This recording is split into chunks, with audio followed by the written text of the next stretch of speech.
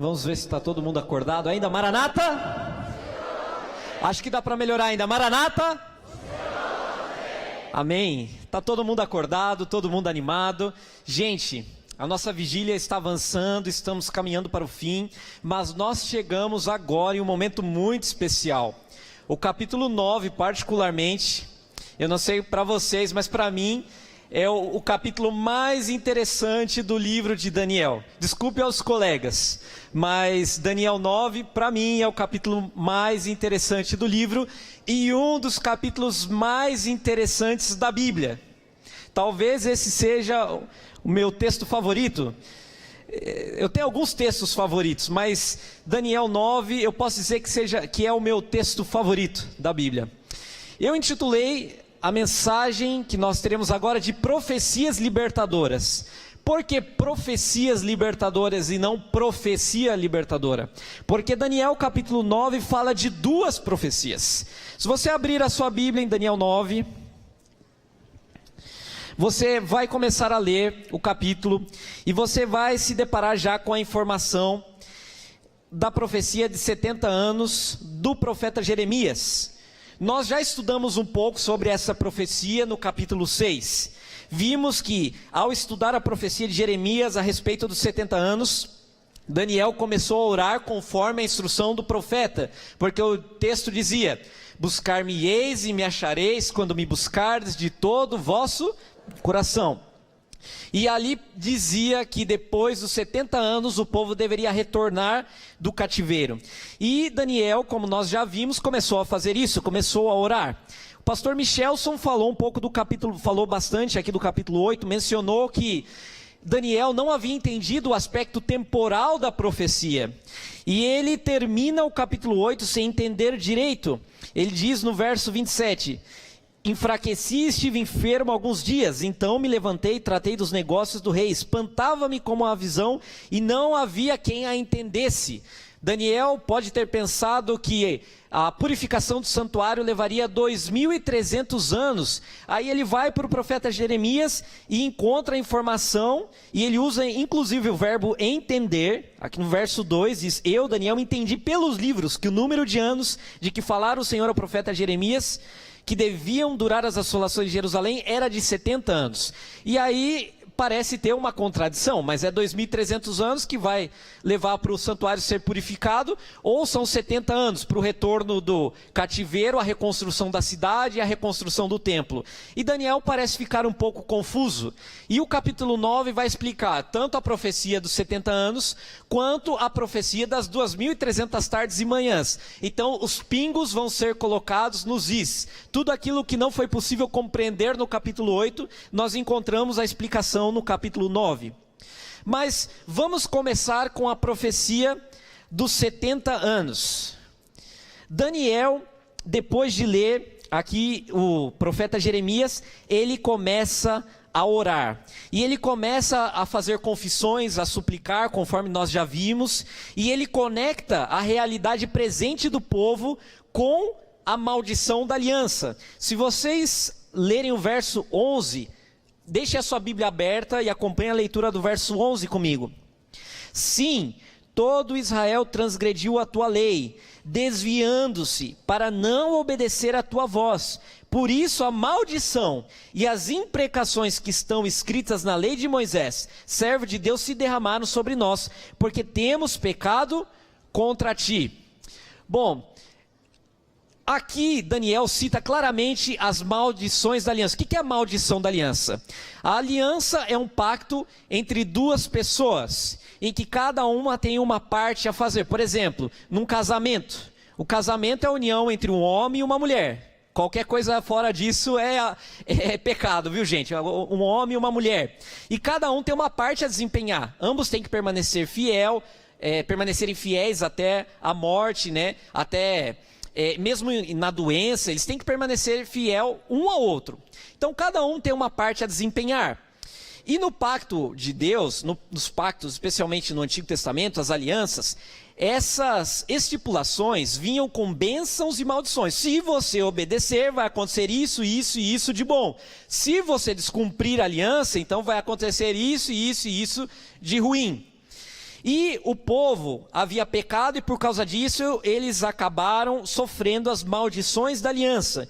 E o que diziam algumas dessas maldições? Abra sua Bíblia, deixe marcado Daniel capítulo 9, mas abra sua Bíblia em Levítico capítulo 26, verso 33 a 35. Levítico 26, verso 33 a 35. Diz o seguinte: espalhar-vos-ei por entre as nações, e desembainharei a espada atrás de vós. A vossa terra será assolada, e as vossas cidades serão desertas. Então a terra folgará nos seus sábados, todos os dias da sua assolação, e vós estareis na terra dos vossos inimigos. Nesse tempo, a terra descansará e folgará nos seus sábados. Todos os dias da assolação descansará, porque não descansou os vossos sábados, quanto habitáveis nela. Assim como os israelitas deveriam celebrar o sábado ao fim de cada semana, eles também deveriam celebrar um ano sabático ao fim de cada 6 anos. O 7º ano deveria ser consagrado ao Senhor, eles não deveriam colher, e esse ano deveria ser para descanso da terra. E aqui esse pacto, essa maldição aqui, podemos dizer assim, dizia que se o povo não celebrasse os anos sabáticos, eles seriam levados para o exílio, e que durante esse tempo a terra deveria descansar os seus sábados. E o interessante foi que aconteceu exatamente isso com Israel. Se vocês agora abrirem a Bíblia em 2 Crônicas, capítulo 36, 2 Crônicas, capítulo 36, olha o que nós vamos encontrar no verso 21. 2 Crônicas, capítulo 36, verso 21. Para que se cumprisse a palavra do Senhor, por boca de Jeremias, até que a terra se agradasse dos seus sábados. Todos os dias da desolação repousou, até que os 70 anos se cumpriram. Olha que interessante, o período de 70 anos, de acordo com o cronista, tinha que ver com a quantidade de anos sabáticos que o povo não havia celebrado. Porque eles não celebraram, eles foram parar no cativeiro, e durante aquele período que eles estavam no cativeiro, a terra deveria descansar 70 anos. Vários comentaristas bíblicos vão dizer que esse período de 70 anos se refere ao período da monarquia de Israel, que vai do ano de 1050 a 586, que é o período coberto pelo cronista. E se nós calcularmos quantos anos sabáticos deveriam ser celebrados nesse período, nós chegaremos a uma cifra de aproximadamente 70 anos. Por isso, a terra deveria descansar essa quantidade de tempo. Vocês estão entendendo? O povo não celebrou os anos sabáticos, então eles foram para o exílio, e durante aquele tempo no exílio, a terra descansou os 70 anos. Então a primeira profecia de Daniel, capítulo 9, fala dos 70 anos. Ao término dos 70 anos de Jeremias, nós encontramos o decreto de Ciro, que ainda aqui em 2 Crônicas, capítulo 36, nós encontramos esse cumprimento no verso 22 e 23. Porém, no primeiro ano de Ciro, o rei da Pérsia, para que se cumprisse a palavra do Senhor por boca de Jeremias, despertou o Senhor o espírito de Ciro, rei da Pérsia, o qual fez passar pregão por todo o seu reino, como também por escrito, dizendo: assim diz Ciro, rei da Pérsia, o Senhor Deus dos céus me deu todos os reinos da terra, e me encarregou de lhe edificar uma casa em Jerusalém, que está em Judá, que entre vós é de todo o seu povo, que suba, e o Senhor, seu Deus, seja com ele. Resumindo, o período dos 70 anos de Jeremias nos leva ao decreto de Ciro, que é chamado, também em Isaías 45, verso 1, de ungido. Agora, eu não sei se todo mundo já sabe, mas a palavra ungido, em hebraico, é Mashiach, que vem então, que dá origem à palavra Messias. Então nós podemos dizer que a Bíblia chama também Ciro de ungido ou Messias.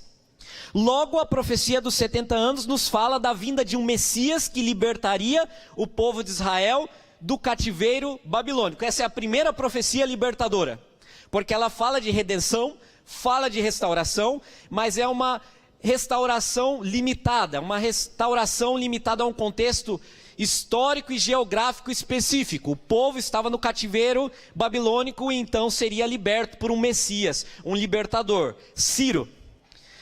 Agora, dando continuidade ao nosso estudo, nós temos uma segunda profecia libertadora, e essa é a profecia das 70 semanas.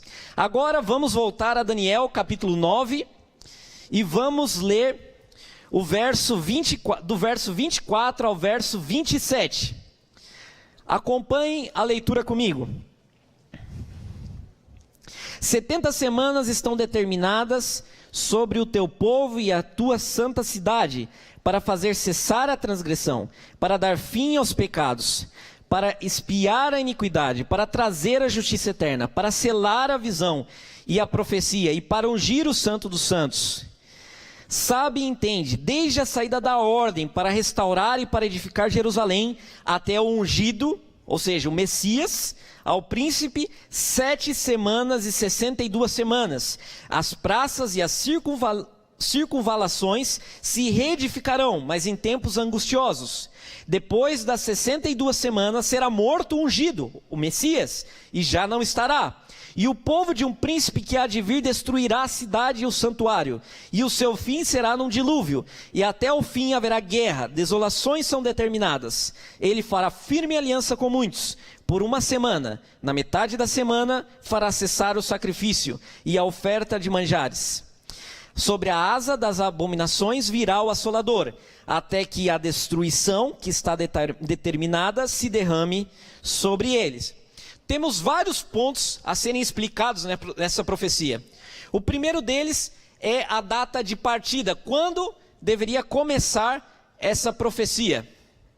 Bom, o ponto de partida para a profecia das 70 semanas é a ordem para reconstruir Jerusalém, conforme o verso 24. E de acordo com Esdras, capítulo 7, verso 7, e também Esdras, capítulo 4, verso 11, verso 12, isso ocorreu no 7º ano do rei Artaxerxes I Longímano, em 457 a.C., data que é confirmada pelo cânon de Ptolomeu, pelos papiros de Elefantina e por tabletes neobabilônicos. Segundo ponto, então, primeiro nós já estabelecemos que essa profecia começa no ano 457. Isso é história. Isso é fato. Segundo ponto, essas 70 semanas devem ser entendidas como 70 semanas de dias ou como 70 semanas de anos. Daniel 9 utiliza a estrutura do jubileu para articular a profecia. Abra sua Bíblia em Levítico, capítulo 25, verso 8. Levítico, capítulo 25, verso 8.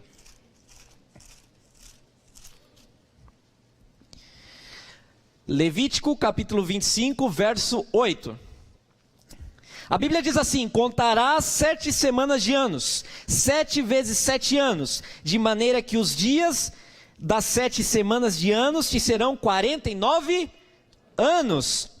Olha que interessante, a profecia dos 70 anos falava de anos sabáticos.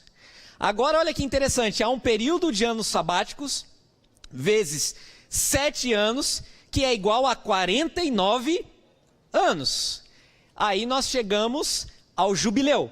Então olhem ali no PowerPoint, 7 vezes 7 anos, ou seja, um período de anos sabáticos, vezes 7 é igual a 49 anos ou 7 semanas de anos. Eu sei que tá tarde para fazer conta, viu? Mas é só acompanhar o raciocínio. Segundo ponto, a profecia das 70 semanas, agora ela não parte do pressuposto de 7 anos sabáticos. Ela parte do pressuposto de 70 anos sabáticos. Então são 70 vezes 7. Aí nós chegamos a 490 anos ou 70 semanas de anos. A profecia está sendo articulada com base na estrutura do ano sabático e do jubileu. Então as semanas de Daniel 9 são claramente semanas de anos. E isso é tão evidente no texto bíblico, que no capítulo 10, e eu vou pedir licença agora, pastor Michelson, capítulo 10, o verso 3, vai dizer que Daniel ficou sem comer carne durante 3 semanas. Mas na nossa tradução um detalhe importante é omitido, porque no original hebraico não diz 3 semanas apenas, diz 3 semanas de dias, o que não é uma construção comum no texto hebraico. Por que Daniel faz isso? Claramente para distinguir das 70 semanas de anos que ele falou antes. Então, quando ele vai falar de 3 semanas de verdade, ele acrescenta que são 3 semanas de dias. No português, esses dias não foram traduzidos, porque para a gente é redundante, né? 3 semanas são 3 semanas, obviamente que são de dias. Mas no original hebraico está assim. Então, o texto fala de semanas de anos. Agora, veja o que diz, vamos voltar e ler alguns versos que estão um pouco antes, que dão o contexto aqui das 70 semanas. Depois de terminar a sua oração, uma oração, talvez a oração mais bela da Bíblia, o texto diz que, falava eu ainda, Daniel, e orava, e confessava o meu pecado, e o pecado do meu povo de Israel, e lançava minha súplica perante a face do Senhor meu Deus, pelo monte santo do meu Deus, falava ainda na oração, quando o homem Gabriel, que eu tinha observado na minha visão a princípio, ou seja, a visão do capítulo 8, que Gabriel também apareceu, que tinha que ver com as 2.300 tardes e manhãs, veio rapidamente voando e me tocou a hora do sacrifício da tarde. Aí diz o verso 22, ele queria instruir-me, falou comigo e disse, Daniel, agora saí para fazer entender o sentido. Olha que interessante, no capítulo 8, Daniel não havia entendido as 2.300 tardes e manhãs. Ele tinha terminado o capítulo sem entender esse aspecto temporal. Aí ele começa o capítulo falando, não, eu entendi nos livros de Jeremias, que vai ser 70 anos. Aí o anjo vem e fala assim, Daniel, você não entendeu. Agora eu vou te explicar e você vai ter entendimento, então, da coisa e da visão. Tá certo? Aí o verso continua. No princípio das tuas súplicas saiu a ordem. E eu achei esse texto aqui lindíssimo. E eu vim para te declarar, porque és muito amado. A palavra no hebraico aqui é ramudot. Significa literalmente tesouro. Então não é o verbo amar aqui. Então o anjo está dizendo assim, eu vim para responder a oração porque você é o nosso tesouro. E você ainda estava orando e eu vim para explicar para você. Você é o nosso tesouro. Considera, pois, a coisa e entende a visão. Agora, que coisa esse negócio de coisa, né? A palavra coisa não explica nada, né? A gente trabalha como editores, né? O pastor Michelson, o pastor Diogo, o pastor Nastrini. E sempre que falta alguma palavra para preencher uma ideia ali, a gente põe coisa. Então é uma palavra genérica que não explica muito, né? Mas vamos lá. Vamos começar pela parte mais fácil, a visão. O que é a visão? A palavra utilizada no texto hebraico aqui é importante, porque na tradução, tanto do capítulo 8 como do capítulo 9, você vai olhar em português e vai ver só visão, mas no original tem 2 palavras diferentes. Uma é razon e outra é maré. São 2 palavras diferentes. Quando no capítulo 8, Daniel se refere à visão de modo completo, quando ele fala ali da visão do bode e todos os elementos do capítulo 8, do carneiro, ele utiliza a palavra razão. Mas quando ele fala especificamente das 2.300 tardes e manhãs, ele utiliza no original a palavra maré. E aqui ele utiliza exatamente o hebraico maré. Então ele vai explicar o aspecto temporal da profecia que Daniel não havia entendido. Agora, olha que interessante. Primeiro, ele vai explicar uma coisa, e a nossa lógica seria assim, primeiro você explicar um assunto e depois explicar o outro, certo? Mas o texto bíblico nem sempre é assim. Ele tem beleza literária, ele tem vários recursos estilísticos, e o anjo vai alternar a explicação da visão e da coisa. O que é essa coisa? A palavra que aparece no original também é importante para entender aqui. Pode ser que alguém tenha alguma Bíblia aqui que traduza como palavra e não como coisa. Se a sua Bíblia diz palavra onde está escrito coisa, muito bem, é uma tradução correta, porque o termo hebraico ali é davar. Agora, o que é essa davar? O que é essa palavra? No começo do capítulo, ele fala de uma palavra. A palavra do Senhor a Jeremias, aquela que Daniel havia dito que tinha entendido. Mas o anjo vem explicar uma coisa e ele vai dizer assim, olha, Daniel, as 70 semanas são uma coisa e eu vou explicar o que significam, os 70 anos, e eu vou explicar para você o que é a visão das 2.300 tardes e manhãs, tá bom? Então, a palavra ali, davar, que vocês estão vendo em azulzinho, se refere à palavra do Senhor a Jeremias, do começo do capítulo. Tá certo? Então ele vai explicar a profecia dos 70 anos e vai explicar a profecia das 2.300 tardes e manhãs. E ele vai alternar essa explicação. Vocês se lembram que eu tinha dito no capítulo 6, que a boa palavra de Jeremias incluía o retorno do cativeiro, incluía a vinda do Messias, a reconstrução da cidade, envolvia também o estabelecimento de uma nova aliança?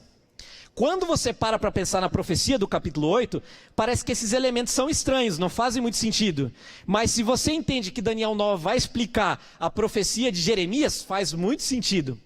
E o anjo então explica primeiro uma coisa e depois outra. Olha que interessante se a gente lê na ordem como nós deveríamos ler. Então eu separei e eu gostaria que vocês olhassem para o quadro.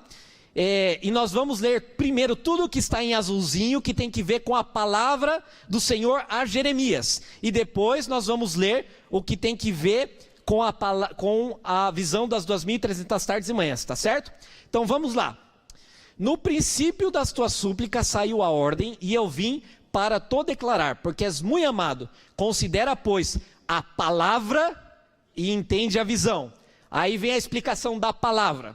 70 semanas estão determinadas sobre o teu povo e sobre a tua santa cidade para fazer cessar a transgressão, para dar fim aos pecados, para expiar a iniquidade, para trazer justiça eterna, para selar a visão e a profecia e para ungir o santo dos santos. Agora olha só que interessante, sabe e entende, desde a saída da ordem para restaurar e para edificar Jerusalém, até ungido ao príncipe 7 semanas e 62 semanas. Então vejam só, nessa primeira parte ele está falando basicamente do Messias e das ações divinas. Aí a gente chama isso de passivo divino, ou seja, os verbos não têm um sujeito, é um sujeito oculto. E sempre quando fala desse sujeito oculto a gente entende que se refere a Deus. Então o sujeito aí tem que ver com Deus e com o Messias. Agora olha a continuação. Depois das 62 semanas, será morto um ungido e já não estará. Aí o verso 27. Ele fará firme aliança com muitos por uma semana. Na metade da semana fará cessar o sacrifício e a oferta de manjares. Você viu como faz mais sentido? Ele está falando de semanas e está falando do Messias. É uma continuidade. Agora vamos voltar e vamos ler só a parte em vermelhinho, que tem que ver com a visão das 2.300 tardes e manhãs. Vocês vão ver que a parte azul, que tem que ver com a palavra de Jeremias, está centralizada especialmente no Messias. E a parte em vermelho está centralizada especialmente no destino da cidade e do santuário, que era a preocupação de Daniel no capítulo 8. Será que o santuário vai levar 2.300 anos para ser purificado, para ser restaurado? Mas Jeremias falou que era só 70 anos, como é que vai ficar essa situação? Essa era a preocupação de Daniel. Aí vamos ler. As praças e as circunvalações se reedificarão, mas em tempos angustiosos. E o povo de um príncipe que há de vir destruirá a cidade e o santuário. Ou seja, você está preocupado com o santuário, Daniel? Ele vai ser reconstruído, mas vai ser destruído de novo. Vai vir um príncipe estrangeiro. E isso tem que ver com Tito, com a invasão romana, a destruição do ano 70 e assim por diante. E o seu fim será num dilúvio, e até o fim haverá guerra, desolações são determinadas. Sobre a asa das abominações virá o assolador. Interessante é que em Lucas, no sermão profético de Jesus, ele vai relacionar isso daí com a atividade dos romanos. Até que a destruição que está determinada se derrame sobre ele. Olha só como fica mais fácil de entender, se você entende que o anjo está explicando duas coisas distintas. Então, resumindo, a visão das 2.300 tardes e manhãs. A palavra marré é um termo usado para Daniel para se referir às 2.300 tardes e manhãs. Daniel não havia entendido o aspecto temporal da visão do capítulo 8. Em razão disso, o mesmo anjo, Gabriel, vem para dar entendimento da visão. Essa visão, então, tem que ver com a destruição do templo e da cidade no ano 70. É óbvio que a profecia das 2.300 tardes e manhãs tem uma abrangência muito maior. Ela culmina em 1844, com a purificação do santuário. O pastor Michelson já abordou esse assunto. Por isso que eu vou focalizar mais na palavra de Jeremias. Como eu mencionei para vocês, a boa palavra de Jeremias era um pacote. Ela falava do estabelecimento de uma nova aliança, ela falava da vinda do Messias, ela falava também do retorno do cativeiro, todos os elementos que são mencionados aqui na profecia das 70 semanas. Agora eu gostaria de fazer alguns destaques, ponto a ponto, dessa profecia. O primeiro ponto é que existem 6 ações descritas no verso 24. O verso 24 diz que 70 semanas estavam determinadas, ou seja, de anos, a partir de 457, ou seja, do ano 457 antes de Cristo a 34 depois de Cristo deveria acontecer tudo isso daí, tá certo? Deveria fazer cessar a transgressão, dar fim aos pecados, expiar a iniquidade, trazer a justiça eterna, selar a visão e ungir os santos dos santos. Agora, tradicionalmente, muitos adventistas veem essa profecia como algo negativo. Veem isso como um período de prova para Israel, como um período separado para os judeus, que eles deveriam ser testados. Mas vejam que o texto não fala nada disso. O texto diz aqui, todas essas ações têm que ver com Deus e com o Messias. Afinal, Israel não pode expiar a iniquidade. Quem expia a iniquidade é o Messias e Deus. Israel não pode trazer a justiça eterna, porque quem vai trazer a justiça eterna é o Messias príncipe. Israel não pode selar a visão. Quem vai selar a visão é o Messias, que vai vir no tempo determinado. Israel não pode ungir os santos dos santos. Quem vai ungir os santos dos santos é o Messias. Israel não pode fazer cessar a transgressão. Quem vai fazer cessar a transgressão é o Messias, que vai morrer por causa dos pecados. Ou seja, a cidade de Jerusalém e o povo de Israel deveriam ser testemunhas de todas essas ações. 70 semanas estavam determinadas para o povo, para que eles testemunhassem tudo isso. Tudo isso deveria ocorrer e o povo de Israel seria testemunha, como de fato aconteceu. Eu gostaria de destacar 4 pontos nessa profecia. O primeiro se encontra aí no verso 24 e verso 25, eu vou pedir licença para ler de novo. Especialmente o verso 25. Sabe e entende, desde a saída da ordem para restaurar e para edificar Jerusalém, até ao ungido, ao príncipe, 7 semanas e 62 semanas. Ou seja, tem uma soma, 7 semanas mais 62 é igual a 69. Então de 457 a.C., vamos para o ano 27 da Era Comum. 483 anos depois. Eu já vou colocar num gráfico, vocês vão entender claramente isso daí. O detalhe é que esse texto traz algumas palavrinhas muito específicas. Aqui nós temos 3 termos hebraicos que só ocorrem nesses versos e em outro no livro de Êxodo, que é o termo kafar, que significa espiar, o termo Kodesh Kodashim, que significa santo dos santos ou santíssimo, e o termo machar, que significa ungir. E esses verbos, só aparecem essas palavras juntos, né? Verbos e substantivos, no contexto da consagração do sacerdócio de Arão.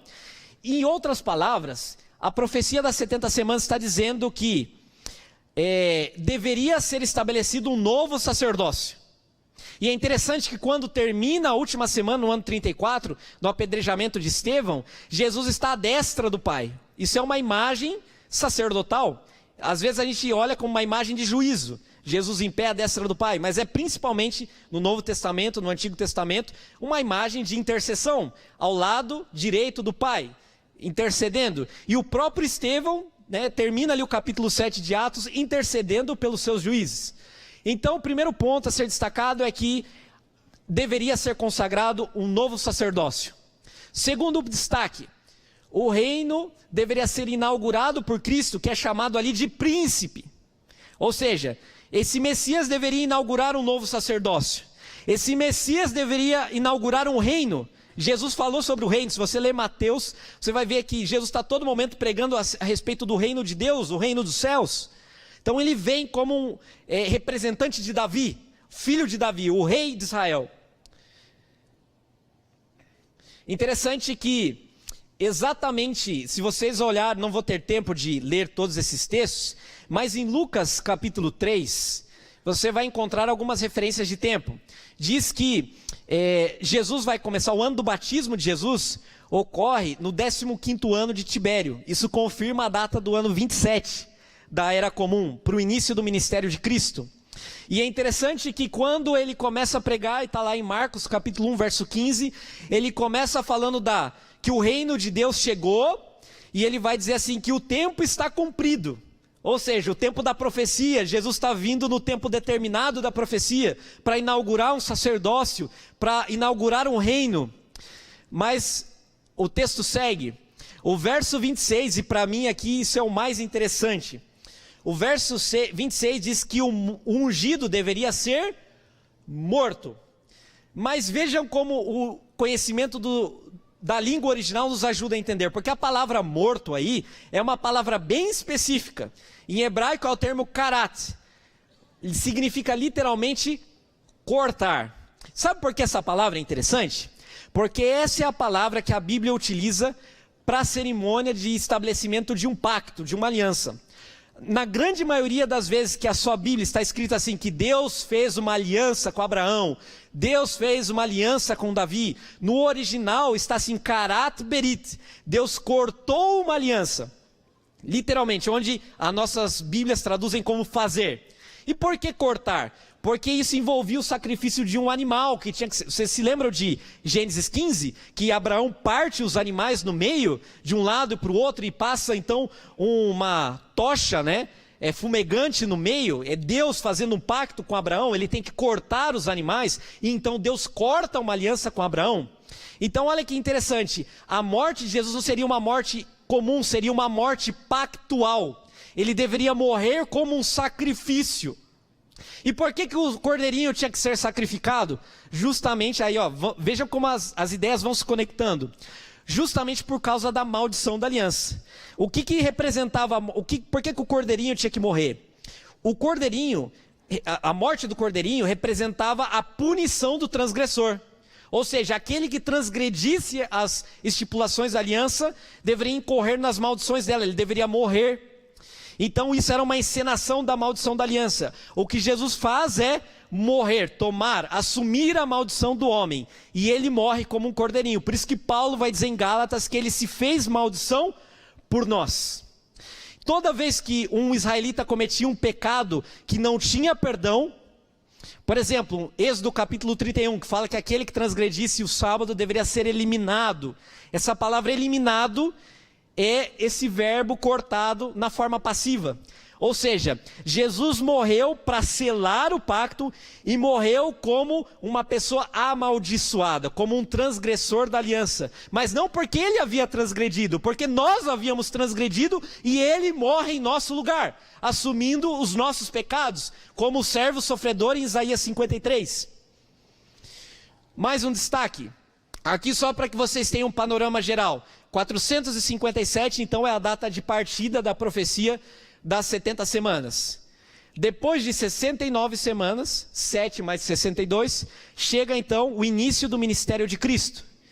E o texto de Daniel diz que na última semana, ou seja, entre 27 e 34 depois de Cristo, Jesus deveria fazer cessar a transgressão, porque o cordeiro que tira o pecado do mundo, o verdadeiro cordeiro, deveria ser sacrificado. E porque ele morreu no meio daquela última semana profética, então não seria mais necessário fazer sacrifícios no templo.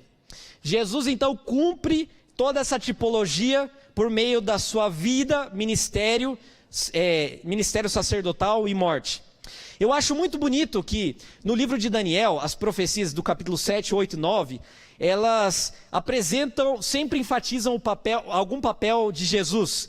Interessante que o capítulo 9 é o principal, porque o capítulo 9 fala da base, apresenta Jesus como sacrifício, como Messias que deveria ser morto. No capítulo 8 é apresentado a figura do Messias como um sumo sacerdote, o príncipe dos exércitos. Mas a base é o sacrifício, porque ele morreu, ele pode interceder. E porque ele morreu e pode interceder, então no capítulo 7, ele pode ser o Filho do Homem vindo nas nuvens do céu.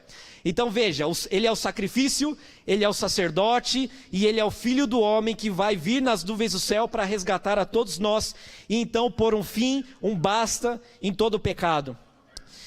Agora, esse é o clímax da profecia. E eu já estou caminhando para o fim. O verso 27 diz assim: ele fará firme aliança com muitos por uma semana, e na metade da semana fará cessar o sacrifício e a oferta de manjares. Gente, às vezes a gente para olhar essa profecia e fala de exclusão, rejeição dos judeus, mas a profecia fala de redenção e de inclusão, de salvação. O pacto deveria ser confirmado com muitos. Aqui, vejam, tem um escopo universal. Ao final da última semana, o ano 34, essa aliança deveria ser ampliada para todas as nações. O capítulo 7, que fala do apedrejamento de Estevão, termina com um pouco negativo, mas a perseguição iniciada no capítulo 7 acaba fazendo com que o evangelho fosse pregado às nações gentílicas no capítulo 8. Então a perseguição instaurada em Jerusalém por causa do apedrejamento de Estevão leva à pregação e à confirmação do pacto com outros fora de Israel. Mas o mais bonito de tudo para mim é que Jesus tinha plena consciência desse seu ministério. E quando nós vamos para Mateus capítulo 26, e eu me emociono a ler esse texto, Mateus capítulo 26, verso 26 ao verso 28. Jesus, como eu mencionei, tinha consciência do tempo que ele vivia e das profecias. Quando ele inicia seu ministério, ele diz: o tempo está cumprido. E ele sabia que o reino havia sido inaugurado. E quando ele está exatamente no meio da última semana profética, no ano 31 da Era Comum, ali, por ocasião da celebração da Páscoa, em que ele reveste de um novo significado, a ceia do Senhor, ele diz o seguinte, verso 26: enquanto comiam, tomou Jesus um pão, e abençoando-o partiu, e o deu aos discípulos, dizendo: tomai e comei, isto é o meu corpo. A seguir tomou um cálice, e tendo dado graças, o deu aos discípulos, dizendo: bebei dele todos, porque isto é o meu sangue, o sangue da nova aliança, derramado em favor de muitos para a remissão dos pecados. O que dizia Daniel 9:27? Que ele confirmaria a aliança com muitos, na metade da semana, e exatamente na metade da última semana profética, ele levanta ali a taça de vinho, do suco de uva sem fermento, e diz: gente, esse aqui é o meu sangue, e é por causa desse sangue, que a profecia vai ser selada, e o pacto vai ser ampliado. Antes era só com Israel, mas agora é ampliado, não tem rejeição, tem salvação. Antes a salvação estava circunscrita ao contexto judaico.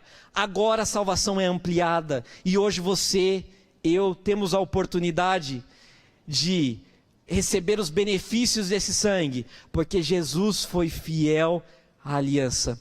Jesus, Deus, cumprem as promessas. Tanto um como o outro, o Espírito Santo, toda a divindade, a trindade, cumpre as promessas. Deus é um Deus de alianças. Ele não falha. Ele não mente, ele não erra, ele cumpriu exatamente. Esse sangue foi derramado por mim e por você. Agora a pergunta que eu faço é: amigos, esse sangue tem sido em vão na minha vida? Jesus fez tudo. Pensa no pior pecado que você já cometeu. Ele morreu por causa desse pecado.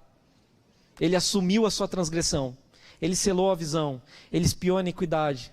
Tudo isso, ele se fez o sacrifício, ele se tornou o cordeirinho para selar a visão, para selar o pacto. E ele convida a cada um de nós a participar desse pacto. O último texto que eu gostaria de ler com vocês se encontra em Lucas capítulo 4, verso 18 e verso 19. Quando ele inicia seu ministério na cidade de Nazaré, ele vai fazer alusão a esse jubileu escatológico. E ele diz o seguinte: o Espírito do Senhor está sobre mim, pelo que me ungiu para evangelizar os pobres. Enviou-me para proclamar libertação aos cativos e restauração da vista aos cegos, para pôr em liberdade os oprimidos e apregoar o ano aceitável do Senhor. Esse foi o jubileu escatológico. Não 49 anos, mas 490. A profecia dos 70 anos, relacionada ao ano sabático, fala da vinda de um Messias que resgataria o povo de Israel do cativeiro babilônico.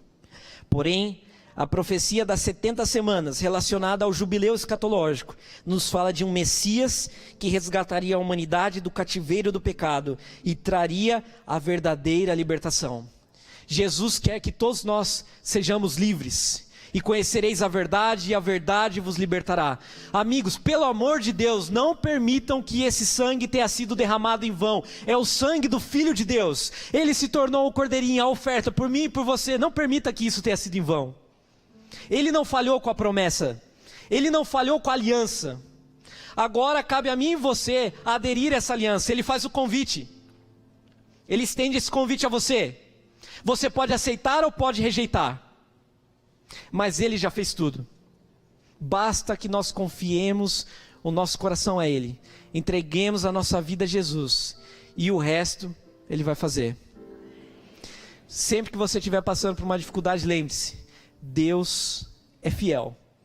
Ele não falha nas suas promessas e nas suas alianças. Se Ele prometeu, Ele vai cumprir. Que Deus os abençoe.